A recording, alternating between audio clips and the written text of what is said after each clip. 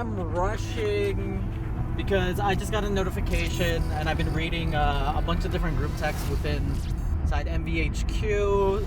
I've dived into Twitter that there is some type of exploit that could be related to OpenSea where wallets are getting drained. And it seems like there's 2 or 3 people within MVHQ that already got their wallets drained. All NFTs gone. This is terrifying. $2 million worth of NFTs have been stolen from OpenSea and from a lot of different traders. It's sad and my heart goes out to them, and it really pains me that there's sick people out there that take advantage of different traders' hard work and effort going into this space. The video that you just saw was me rushing home to not get exploited because we had no idea. There was mass panic everywhere, and it seems like every NFT Discord and community was talking about this exploit. Nobody knows what's happening. There's potential that you could get hacked and lose all your NFTs, so go do this right away. I'm gonna cover what I did so that you can do this in the future, and so we can also cover what the OpenSea hack is and what we know so far, how this hacker, how this scammer came out with $200 million worth of NFTs. So this happened a few days ago. Here's OpenSea's official tweet. They're talking about how they're investigating rumors of the exploit, which is related to their smart contracts because they were migrating to new smart contracts because there was a different exploit where old listings will come back on OpenSea and then you would lose your NFTs because you transferred to a different wallet, you transferred it back. Your old listings that you couldn't see oftentimes would go at those prices, and then you would list something that was worth 10, 20, maybe even 100 ETH at your original prices maybe months ago, 2 ETH, 10 ETH, 15 ETH, and lose a significant amount of money. That's why OpenSea was transitioning to this new smart contract, but there was a major exploit that happened. Somebody was able to come away with $200 million worth of NFTs. As you can see here from Plugged In on Twitter, 200 million worth of NFTs have been stolen from OpenSea via a email phishing hack. We are very early. There's a lot of money in NFTs. This is just like any other market. Be safe. There's so many different scams that happen. Don't trust your DMs when they're asking for your seed phrase. Whenever somebody asks you for a seed phrase, when you connect to a website, don't put it in. Be careful of any emails, no matter how official they look. Always look at the links that you're clicking on. Always confirm.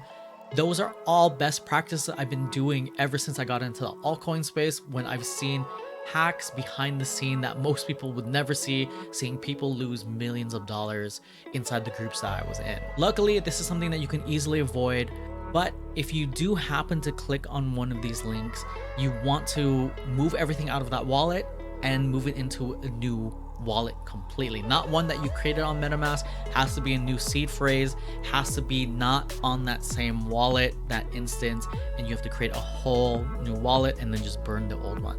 Because OpenSea is migrating to a new contract, and that hacker would no longer have access to that contract, or at least to have access to that exploit to be able to transfer NFTs from that contract to his contract. There was a big push to just start draining all of these big wallets immediately because of the new migration. So this was the catalyst for this to happen. Isotile explains how this OpenSea hack happened. So 28 days ago, the hacker uploads a new smart contract, and his goal is to phish as many signatures as possible. So he's doing this through that email that we saw earlier, the phishing email. Then he starts sending emails with different phishing websites, and then you have to go into this website, and you know how it says with your MetaMask, you connect, and then you're going to log in, and then it talks about the new OpenSea smart contract, or it just shows you this type of contract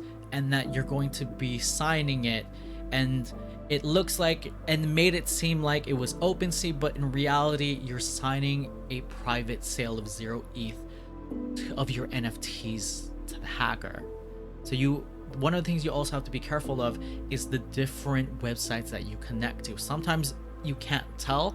Usually This is going to be in plain English. They've been changing different functions so that if it's in plain English, it's easier for you to recognize that it's not a scam. This could change by the time that you see this video, but oftentimes I'm going to look at, is this in plain English what I'm signing? If it's for a raffle, I'm connecting to a website, and then I'll go from there. If it's not, I'll be very safe, and then I'll ask around.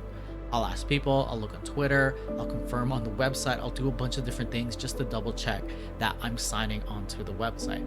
The other thing that you want to do as well to protect yourself is have a hot wallet, a mint wallet, where you only place as much ETH or whatever cryptocurrency you have to be able to mint, cover gas costs of what you need, and then you transfer it out into an intermediate wallet that you only use for transfers if you want to be extra safe, and then into a vault wallet that you just hold long term, or into a trading wallet that you sanction just for trading and having NFTs. So those are different ways people protect themselves of these types of exploits, is that you're not actually signing anything on your vault wallet. Do not sign anything on your vault wallet.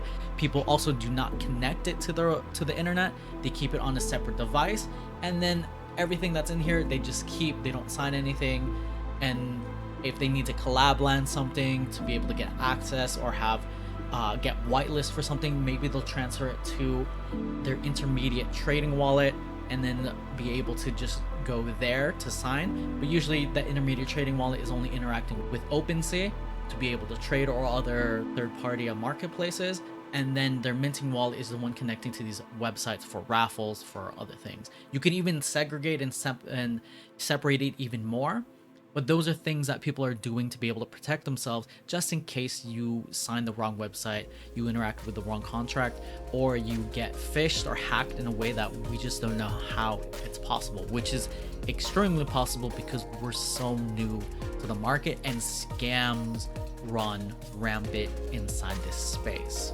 He executes that smart contract function to steal all the NFTs before their listings expires, which is what was going to happen because of the OpenSea migration. Because of the OpenSea migration, it put a deadline of when everything has to happen for these listings, because once all of those listings expire, now he can't be able to take advantage and transfer those NFTs to himself. So that's why we saw that mass exodus of all of these NFTs, $200 million worth of NFTs coming out of the market and getting stolen by this scammer. And then here, as a final note, always check what you're signing, because one click makes a difference. You can revoke access to your NFTs from the official Ethereum website. So I know that this is the correct link, so I'm going to click on this. Normally I would just double check even links from Twitter, and then you can connect your wallet, revoke token approvals, so that OpenSea or other trading platforms do not have an unlimited token allowance within those NFTs. And what the token allowance means, you'll see this on different websites. It's a user-friendly UI feature. What that means is that you're going to be approving this unlimited allowance for this platform to be able to have access to your NFTs for various purposes. Because on OpenSea, you can, once you sign the initial transaction, you can trade it, you can relist it, and you can keep relisting it without having to pay additional transaction fees. So that is the user benefit of it. But the exploit and the vulnerability of it is if the contract gets hacked in some way, or there is something that's phished, or the centralized application or person or people, the team, get hacked in some way, and they can take advantage of these different permissions. So here, what I did when I rushed home was go to revoke.cash. You can use the token approval on Etherscan as well. Revoke.cash works as well, but always verify the links before you go into there, because there's gonna be plenty of people who try to scam other people by providing the wrong revoke.cash links or the wrong token approval links as well. So here you can see this is the unlimited allowance, which is that, again, that permission that allows OpenSea to be able to trade your token unlimited for those transactions that they need, but it also allows malicious parties to be able to take advantage of that and transfer it out of your wallet if you are compromised in some way, like we saw with that phishing email. Here, you're gonna have to pay a small amount of gas to be able to revoke this. So what I did was I just went through and revoked access to all of my important NFTs. That means OpenSea no longer has access to any of these NFTs, and that exploit that was going around, I wasn't vulnerable, or at least based on what everyone was telling me, I wasn't vulnerable. The other thing that you could have done too is revoke access, transfer it to a wallet that has no connections to anything besides just having it a vault wallet where you just keep it there on a cold storage, and that's all you do. You just keep it on cold storage. Because you don't interact with anything, no websites, no trading platforms, you have a lower risk of getting exploited as long as you didn't click and sign on the things and expose that wallet. You want to go into NFTs, you can also do this for your different tokens, and then you would go here and then just click revoke access.